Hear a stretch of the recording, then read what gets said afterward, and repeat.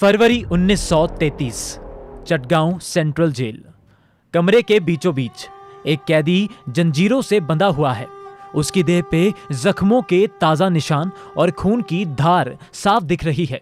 उसकी हालत बहुत खराब है, लेकिन उसके चेहरे पर अब भी एक चमक बराबर है। कुछ ब्रिटिश ऑफिसर्स उसे घेर कर खड़े हैं। उनके हाथों में डंडे हैं जो कैदी की तकलीफ की कहानी बयां कर रहे हैं। तभी एक ब्रिटिश ऑफिसर गुस्से में कैदी से पूछता है, बोल, कौन है तेरे साथी, कहां कहां छिपे हैं? कैदी का सिर झुका हुआ है। वो धीरे से सिर उठाता है और सूखे हुए होंठों से एक नारा बुलंद करता है, वंदे मातरम। ऑफिसर्स के चेहरे पर गुस्से की लहर दौड़ जाती है। उसमें से एक ऑफिसर आगे बढ़कर कैदी के चेहरे पर जोर से डंडा मारता है।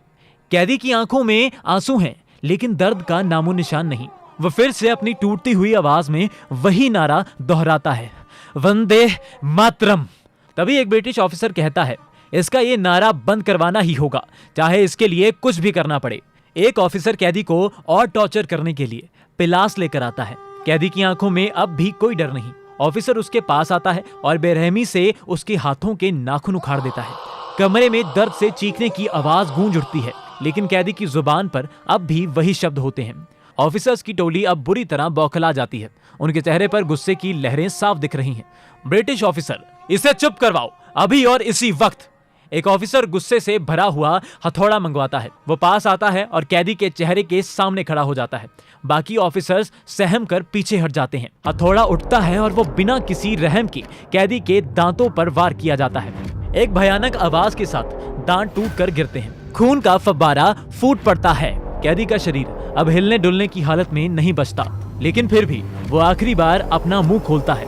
उसकी फटी फटी आंखों से आंसू निकल रहे हैं और वो एक बार फिर से वही नारा बोलने की कोशिश करता है, वंदे मातरम।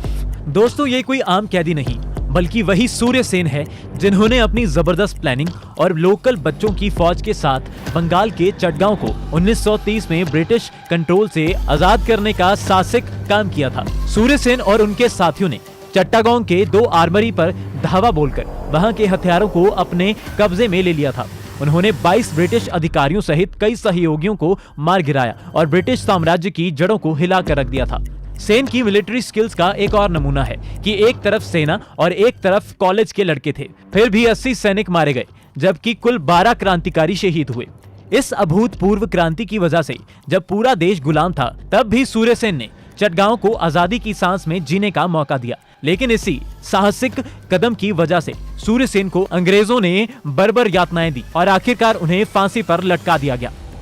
आज की इस वीडियो में हम उसी ऐतिहासिक आर्मरी रेड की कहानी को डिटेल में समझेंगे, जिसने सूर्य सेन को इतिहास के पन्नों में अमर कर दिया।